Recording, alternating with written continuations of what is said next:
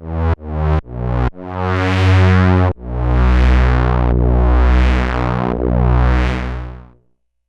friends, I broke my Glock Model 45 and I'd like to tell you a bit about what happened and how Glock handled the situation. When I started this channel, I vowed to always share with you an honest assessment of a gun's performance, from the truly great stuff to the ugly stuff. Most reviews that you see on the internet are just cursory glances at a gun where the reviewer shoots 200 rounds through it and then showers it with glowing praise. These sorts of standard reviews tell you nothing about what it's like to actually live with a gun and shoot it every week for a couple of years. And then you never know, how does the company handle problems? When do problems pop up? So today we're going to take a look at a problem that has occurred with my Glock 45, and we'll also see a company handle that problem extremely well and work hard to make it right. This video also comes with a disclaimer. For reasons unknown to me, whenever I break a gun and make a video about it, a small segment of folks who own that gun absolutely lose their shit and accuse me of various conspiracies. Anytime I break a gun, there's a great tearing of clothing and gnashing of teeth, as all the people who personally identify with that inanimate object feel as though I have attacked their very souls. So, if you're going to be very deeply scarred and emotionally damaged by a discussion of how an unliving object that someone else owns has malfunctioned, I'd recommend watching something else. Surely there's a new Hickok video out. With that out of the way, let's talk about what happened in very brief, and then we'll take a look at the fine details. The Glock 45 is my favorite Glock. I love this gun. It's not my favorite gun ever, but definitely my favorite Glock. So I took it to the range, I pulled the trigger, and click, nothing happened. And I did the shit you do to get a gun working again. I assumed it was a bad primer, and then another click. So tap, rack, and then another click. Looking at the unfired rounds on the ground, I saw that there were no dimples in the primers, no marks of any kind, so I knew pretty definitively that the firing pin was broken, or at least something was wrong with the firing pin. So when I got home from the range, I called Glock and they solved the problem. The gun was working again 2 days later. I could tell that Glock really cared and wanted to get this resolved as quickly as possible. Though the part certainly shouldn't have broken, the outcome was as good as could be under the circumstances. So here is the broken striker. I hope you can see that. And now let's take a look at the footage, because I happened to be filming when it broke. Let's scoot back this way. We're gonna do something very different. I'm gonna actually take you guys with me while I train with my Glock a little bit. This is probably incredibly boring, but what the hell, we'll film it anyway. So one of the things that I've been working on is trying to draw and get a shot off at a greater distance. This is about 22 yards. This is a little further back than where we were with the Beretta 81. Let's just see if I can do anything.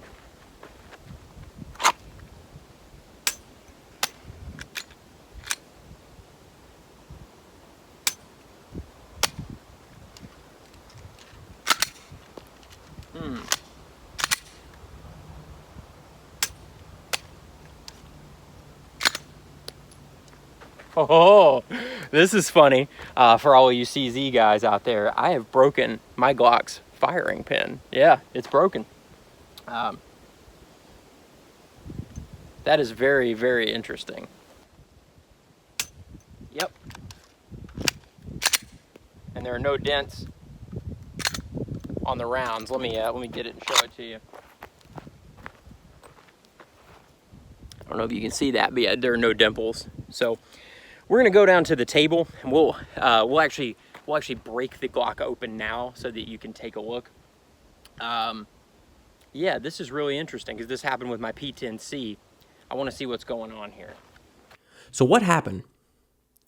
First, let's start with the history of this gun. It was working just 5 days prior to the day that I discovered it was broken. This gun is very well used, and it's one of my home defense pistols, so it's also been dry fired heavily. I'm a bit reticent to mention the round count because folks get extremely angry about round counts, and I fear that bringing that up will distract from the more important points in this video, but still, I think it's relevant, so I'm going to share it for those of you who are able to handle that sort of thing. When the firing pin broke, the gun had about 8,400 rounds through it. In fact, just over that.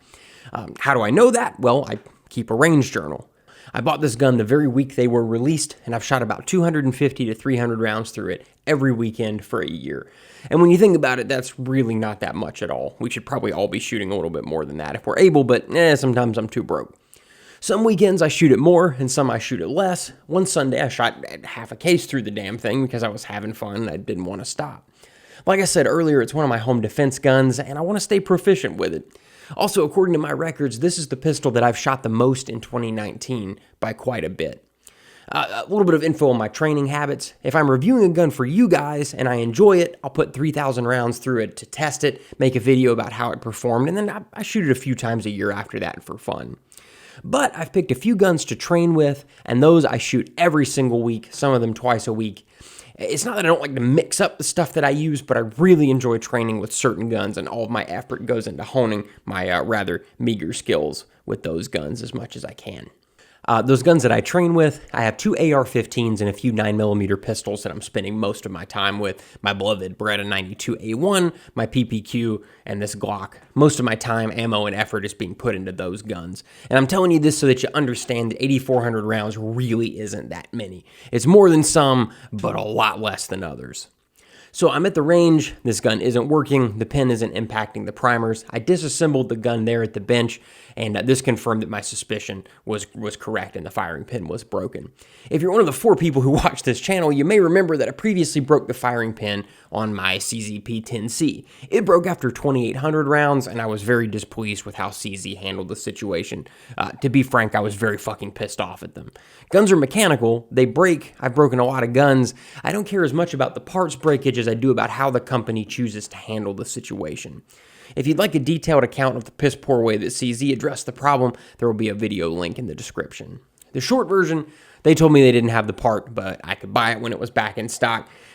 When they were reminded that the gun is under warranty, they said that they had no idea when the part would be back in stock. I informed them that I had filmed the part breaking, and magically they were able to find a striker assembly. The phone call was extremely long, and it seemed to me that if I hadn't filmed the breakage, I wouldn't have gotten a new striker. In general, CZ USA didn't seem to give 2 shits, or even one solitary shit that my gun had broken apart. So anyway, that sucked. How did Glock's customer service do? Far better. 2 days later, the gun was working again. I called them as soon as I got home, and the technician that I talked to was very concerned. He wanted to know every detail. The guy wanted me to send the gun in so that they could take a look at it and figure out what had gone wrong.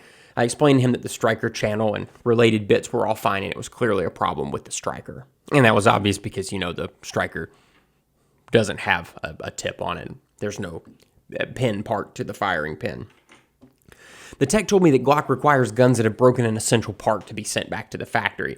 So here's where I disagreed with Glock, but I do understand their position. They want to know why the gun broke, and they also want to make sure that the part is installed correctly. I am extremely comfortable working on my guns. I haven't visited a gunsmith in a decade because I enjoy doing that work for myself. It's a hobby. But Glock has no way to know how competent I might be. I get that, so I understand why they would want to install the striker. But it still irked me. I didn't want to wait until I could have the striker installed by them when I could do it myself in 2 minutes. The other option was to have a certified Glock armorer install the striker. Glock told me that this is a liability issue. I really do get that. I hear from a lot of you who don't feel comfortable doing much more than field stripping your guns, and that's totally okay. Most folks would just rather have Glock fix it, but having them fix it does take far more time. So I emailed the technician a few pictures of the broken striker. I expressed my disappointment, and we worked it out where I could get the striker, and I'd send them the broken one. They went out of their way to make me happy, and the gun was working again in 2 days. So why am I not as angry with Glock as I was with CZ? Well, if CZ handled this the worst possible way, Glock was pretty close to the best. Not the best, that honor goes to Ruger, but Glock was close. Before I forget, if you enjoy my videos, please support me on Patreon. Testing a pistol for endurance is very expensive, and your support helps me make better videos more often. My viewers mean the world to me, and I really appreciate you watching. Back to your regularly scheduled programming. I need to reiterate that I'm not usually upset when a gun breaks apart. Any gun can break, and I've broken a lot of guns. You probably have too. It's just to be expected. But how a company handles the parts breakage is what matters. CZ didn't have the part. They couldn't tell me when they would. They passed me around from person to person on the phone, told me to buy the part, then remembered the gun, which had only been on the market for a year, was under warranty. And then they found the part when they learned that I'd filmed the breakage. That's pretty bad. Not having spare strikers is hilariously awful. And then they didn't seem too concerned that it happened. And yeah, they didn't want to look at the broken one either. And the whole call took 45 minutes. It really sucked. Glock had the part in stock, they were very concerned about the breakage, and they wanted to examine the part. Glock wanted to make sure it was also installed correctly, and they sought to handle the situation efficiently. They had offered me a solution within 5 minutes of dialing the number. It wasn't the solution I wanted, though, but still, I expressed that I was unhappy, and they got me the striker. That's not the solution I would recommend, though. With your gun, send it in or take it to an armorer. So if Glock doesn't have the best customer service, who does? Well, in my experience, that would be Ruger. They do everything physically possible to fix your gun in a way that leaves you, frankly, ecstatic. I've broken 4 Rugers, some of them multiple times, and they always give you options. They can send you parts entirely at their expense, or you can ship the gun, again, entirely at their expense. If the gun is older, you're supposed to pay for shipping, but in my experience, they don't actually require this. I call Ruger after I break something and the parts arrive in a little envelope 5 days later. A few times, though, they needed to have the gun back to fix bigger stuff that required fitting. They usually take about a week, and they often fix stuff I neglected to even mention, like scratches in the finish. Pretty damn cool. And I've done some mean shit to my Rugers. Aero Precision is another company that will move heaven and earth to make you happy. Because of how busy they are, though, it might take them a while they genuinely want to fix any issue you're having. Again, it just might take a minute. Lots of other companies like HK and Walther, they have customer service somewhere in the middle. HK doesn't give a shit if you're happy or not, and in my case, I couldn't even get Walther to call me back. Final thoughts. So where does this leave me in the Glock 45? Do I trust it? Do I still love it? Or am I suspicious of it like I kind of came to be with the P10C?